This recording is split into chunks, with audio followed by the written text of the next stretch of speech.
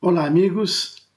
Que a paz do Mestre Jesus envolva a todos nós quando iniciamos mais uma preleção do Centro Espírita Allan Kardec de Campinas. E como sempre fazemos quando iniciamos uma tarefa no ambiente espírita, nós vamos fazer uma pequena prece para harmonizar o nosso ambiente fluídico.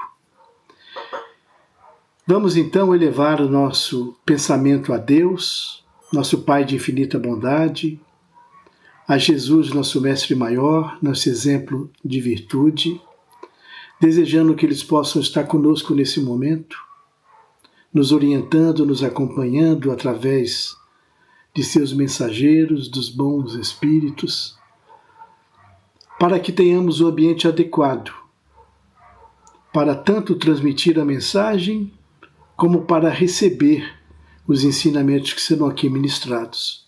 E que no final desse nosso singelo trabalho, a gente possa ter elementos para reflexão e para compreender um pouco mais essas mensagens tão importantes que estão no Evangelho de Jesus. Gratidão a todos. Muito bem. Hoje, então, nós vamos estudar o capítulo 13 do Evangelho segundo o Espiritismo. Nós vamos ver os itens de 5 a 8, de 10 a 13, 15 e 16. O título desse capítulo é Que a mão esquerda não saiba o que faz a direita. Então, em um mundo que tantas vezes nos convida ao egoísmo e ao imediatismo, voltar os nossos olhos e corações para a caridade é reencontrar a essência da nossa jornada espiritual. Nesse estudo de hoje, nós vamos conhecer qual é o sentido da caridade, aquela que mostra a nossa real intenção quanto a praticamos. Compreender que quanto mais oculta for essa caridade, melhor será. Então, quando pensamos em caridade, qual a primeira imagem que nos vem à mente? Será doação? Ajuda material? Sim, tudo isso faz parte. Mas a doutrina espírita, em sintonia com os ensinamentos de Jesus, nos convida a uma compreensão muito mais profunda e abrangente do que isso. Vamos lembrar então de uma cena tocante descrita no Evangelho. Nessa passagem, Jesus, observando no templo as pessoas que depositavam suas ofertas no ofertório, percebeu que muitos ricos lançavam ali grande quantia de moedas. Esse ofertório também era conhecido como gasofilácio e tinha a aparência de uma trombeta invertida. Esse formato de trombeta invertida ampliava o som das moedas quando elas eram jogadas.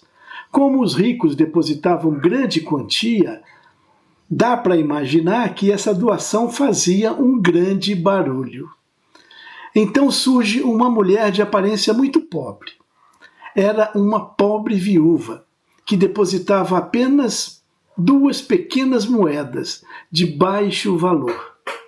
Jesus, que não perdia nenhuma oportunidade para ensinar, imediatamente chama os seus discípulos e lhes fala de uma maneira direta e profunda.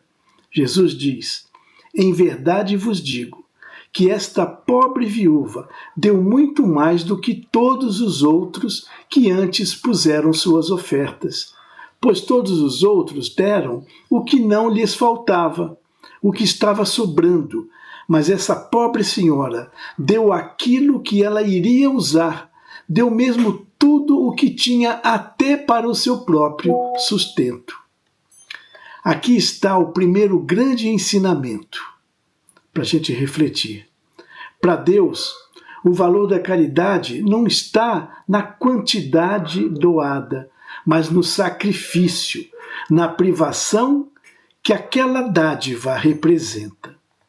O óbolo do pobre que se priva do necessário pesa muito mais na balança de Deus do que o ouro do rico, que dá sem se privar de coisa alguma. E esse conhecimento nos consola e nos estimula. Mesmo que a gente não tenha muito para dispor, um pequeno esforço, uma pequena renúncia pelo amor ao próximo tem um imenso, um enorme valor espiritual. Muitos dizem: olha, eu sou pobre, não posso fazer caridade. Será que é só com dinheiro que a gente pode praticar a caridade? A resposta a essa pergunta seria um sonoro não. Um bom espírito nos afirma que existem mais de 1000 maneiras para se fazer caridade. Então vamos conhecer apenas 3 delas, que talvez sejam as que estejam mais próximas de nós. Primeiro, caridade por pensamento. É estranho a gente pensar que possa fazer uma caridade por pensamento, né? E como poderia ser a caridade por pensamento? Orando pelos que sofrem, pelos que partem sem amparo, sem ter conhecimento, por exemplo, da existência do plano espiritual. Uma prece sincera, feita de coração, os alivia. Essa é apenas uma maneira. Segunda maneira, caridade por palavras, oferecendo bons conselhos aos que estão em desespero, às vezes ouvindo a pessoa que quer falar. Mas quando puder, conte a eles como, por exemplo, o Espiritismo mudou a sua vida e pode também mudar a vida dele. Ofereça palavras de incentivo, de motivação, de esperança, palavras de consolo. E a terceira forma seria caridade por ações. Aqui as possibilidades são imensas. Podemos dispor do nosso trabalho, do nosso tempo, do nosso repouso, do nosso desejo, da nossa vontade. Não há limites para que a gente possa fazer caridade por ação. Podemos dar uma parte de tudo isso ao próximo. A pobre operária pode usar o seu tempo livre para fazer trabalhos manuais, vendendo o produto para auxiliar nas campanhas de promoção social. A mulher rica, em vez de usar todo o tempo para o lazer, pode usar as suas mãos para confeccionar roupas para os necessitados. Os artistas, intelectuais, todos podem consagrar o produto do seu gênio, da sua expertise, expertise e talento, em auxílio daquele que precisa. Mais adiante, Jesus oferece um outro ensinamento. Ele diz o seguinte: quando fizer uma festa, não convide para ela os vossos amigos, mas convide os pobres e os estropiados. Difícil compreender essa mensagem de Jesus, né? E esse é mais um dos ensinamentos que precisamos refletir bastante para compreender a sua essência e a beleza do ensinamento que está nele. Será possível que Jesus quis dizer que, em vez dos amigos, alguém deva convidar para sua casa os mendigos que estão na rua? Essas palavras esquisitas, elas se tornam sublimes se forem olhadas pelo componente espiritual. O conteúdo do seu pensamento seria mais ou menos assim: se praticareis esse ensinamento, sereis felizes, porque essas pessoas nunca terão os meios para retribuir o convite que você os fez. Ou seja, quando fizer o bem, não espere nenhuma retribuição, mas faça o bem tão somente pela satisfação de o praticar, nada querendo em troca. Faça pela satisfação de fazer. Os pobres e necessitados, que a gente viu nessa passagem, são todos aqueles que não têm condições de retribuir o nosso convite, retribuir a nossa doação, a nossa atenção. Então, segundo esse raciocínio, Melhor seria que aquele que recebe uma caridade, aquele que foi agraciado, com uma ajuda, não agradecesse o benefício recebido, fosse simplesmente embora? Será que é isso? Totalmente errado pensar dessa forma, porque a gratidão ela é sempre justa e bem-vinda, e além disso a gratidão revela uma elevação espiritual. O que Jesus quis ressaltar é que a retribuição ou o agradecimento não devem ser a primeira intenção a nos despertar os impulsos para a prática do bem. Se a gente pudesse resumir isso, seria algo assim: seja bom, seja caridoso, ame indistintamente, nunca se esqueça que no quesito dos caminhos para a evolução espiritual, a caridade e o amor estão em primeiro lugar. Quanto à caridade material, existe uma pequena história que permite que a gente reflita de uma forma bem interessante sobre esse assunto. A história é a seguinte: 2 homens acabaram de morrer. Deus então disse: enquanto esses 2 homens viveram, eles colocaram em sacos diferentes as suas boas ações, para que quando morressem, elas pudessem ser avaliadas, ser pesadas. Quando eles chegaram aos últimos momentos da sua vida, Deus pediu que lhe trouxessem os 2 sacos. Um estava cheio, volumoso, e nele se ouvia o som do metal que o enchia. O outro era pequeno e tão vazio que mal se podia ver as moedas que estavam dentro dele. Este é o meu, disse um, estou reconhecendo o saco. Fui rico e dei muito dinheiro. Este é o meu, disse o outro. Eu fui pobre e quase nada tinha para repartir. Ora, mas que surpresa!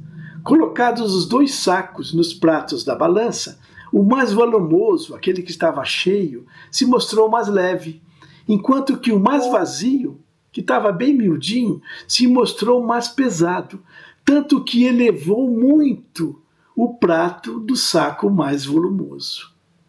Deus então disse ao rico: você deu muito, isso é verdade, mas deu por ostentação, alimentando o seu orgulho.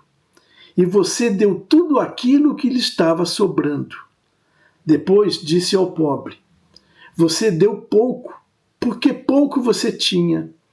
Mas cada uma das moedas que estão nesta balança representa uma necessidade, uma privação que você mesmo te colocou.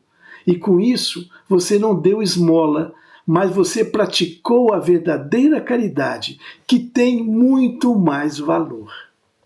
Você fez a caridade de uma forma natural. Foi indulgente. Não julgou o teu semelhante. Ao contrário, todas as suas ações revelaram o seu bom caráter. Venha para cá e receba a tua recompensa. Deus, então, fez a meritocracia para aquele que doou menos, mas doou com sentimento, com privação e com objetivo. Então, amigos, fica claro que existem muitas maneiras para se fazer a caridade. Ela pode ser feita com ou sem dinheiro. Ela pode ser feita pelo rico e pelo pobre. E por qualquer um. Seja qual for a classe social, sempre vai existir uma coisa que poderemos dividir e poderemos compartilhar com aquele que menos tem. Você pode até pensar que vai dividir aquilo que é seu, se você agir dessa forma, e que os seus tesouros ficarão menores. Mas, na verdade, os seus tesouros no céu ficarão maiores. Lá você poderá colher multiplicado por 100 o que tiver semeado em benefícios dos pobres aqui deste mundo. Quem nos diz isso é um espírito chamado João, que se manifestou na cidade de Bordeaux na França, em 1861, durante o período da codificação espírita. Então, para finalizar esse nosso breve encontro, eu convido a todos para que se motivem a ler o capítulo 13 do Evangelho segundo o Espiritismo. Ali vocês vão encontrar tudo isso que eu falei, mas de uma forma muito mais completa, muito mais bonita, que vai nos permitir caminhar, talvez, até por outra linha de raciocínio. Então é sempre importante a gente ouvir uma preleção e se motivar a buscar no Evangelho aquilo que lá está escrito, para que a gente complemente o ensinamento, ou a gente até descubra algo que a gente deixou de comentar aqui pelo pouco espaço de tempo que nós temos. Então fica já, de antemão, o convite para que a gente se motive a estudar o capítulo 13 do Evangelho segundo o Espiritismo. Nós vamos então encerrar esse nosso breve encontro fazendo uma pequena vibração, e a vibração em si já é uma oportunidade de fazer a caridade. Porque quando a gente vibra por alguém, a gente simplesmente está doando sentimentos, doando bons fluidos, bons pensamentos, que pode fazer a diferença para aquele que está em necessidade, que está sobre um descontrole, que está precisando de um auxílio maior.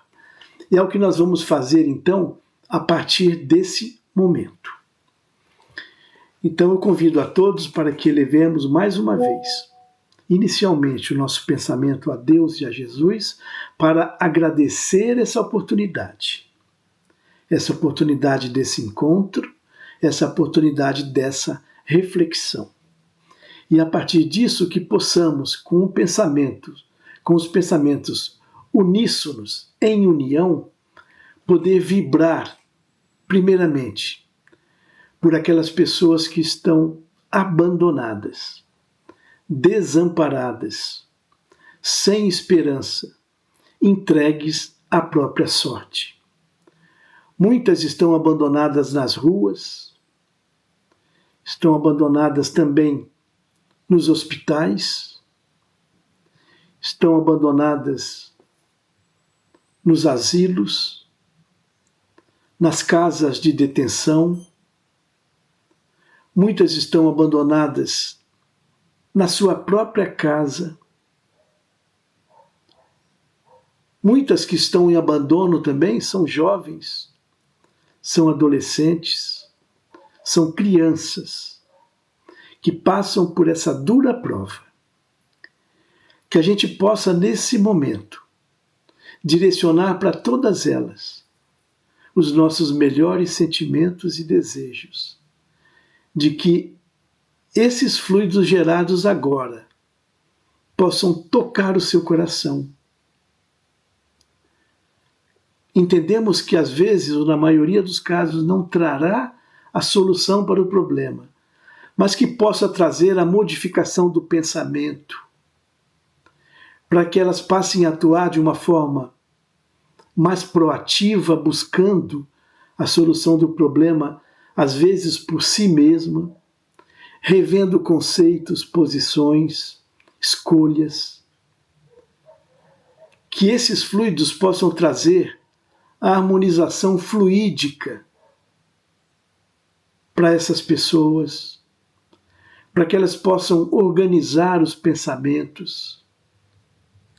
Da mesma forma que esses fluidos possam tocar o coração daquelas pessoas que já estão em condições de praticar uma caridade por ação, usando aquilo que tiver sobre suas possibilidades para tirar essas pessoas dessa condição, fazendo com que se melhorem, que tenham momentos felizes, que busquem a felicidade.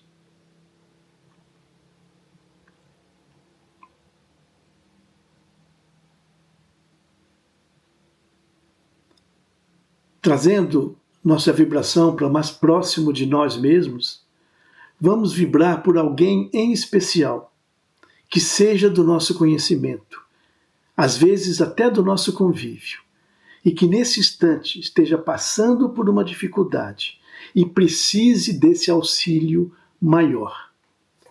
Vamos desejar que esses fluidos também possam trazer a solução para o seu problema, seja ele um problema de saúde, de relacionamento, um problema financeiro, a falta de emprego.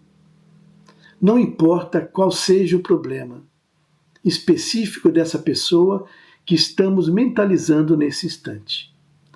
Que a soma dos nossos desejos e as nossas vontades possa fazer a diferença nesse momento para essa pessoa. E se a solução do problema não for possível, e a gente não sabe quais são as razões pelas quais ela passa por essa dificuldade, mas que pelo menos esse nosso auxílio possa trazer a resiliência, a esperança, a resistência, a força necessária para que ela passe por essa dificuldade, mesmo que de uma forma lenta. E que, se possível for, que ela possa entender, dentro de suas possibilidades, que a maioria das dificuldades pelas quais passamos são, na verdade, oportunidades. Oportunidades de aprendizado e de conhecimento, mudança de conduta, que nos é oferecido pela espiritualidade amiga, em prol do nosso crescimento. Que possamos encontrar tudo isso agora, desejando esse sentimento para essa pessoa que acabamos de mentalizar.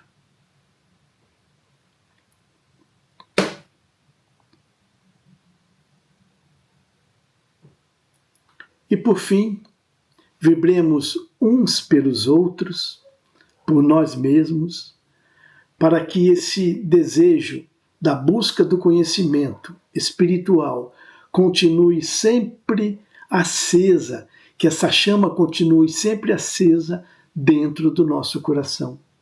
Que a gente busque se melhorar a cada dia, entendendo os ensinamentos de Jesus, praticando o amor ao próximo, a tolerância, a benevolência, sendo um exemplo para aqueles que convivem conosco. Sabemos que isso é muito difícil, mas se a gente tiver o auxílio da espiritualidade amiga, que percebendo o nosso desejo em se melhorar, certamente nos auxiliará nessa tarefa tão difícil da busca pela reforma íntima, que tem que se tornar um dos maiores objetivos pelos quais devemos lutar, porque essa é a razão principal de estarmos aqui nesse momento, interagindo com as pessoas que estão ao nosso redor, levando nossa vida adiante.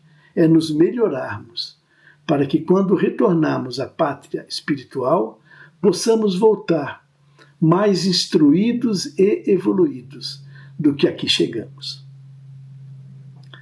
Nossa gratidão, então, a Deus, a Jesus e aos bondosos amigos espirituais pelo auxílio que tivemos agora, nesses poucos minutos de estudo.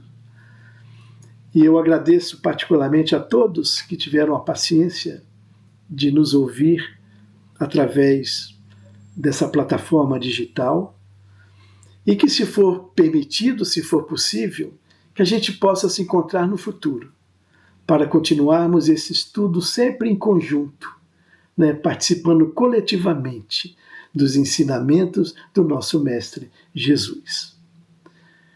Desejo harmonia, paz e felicidades a todos e até o nosso próximo encontro.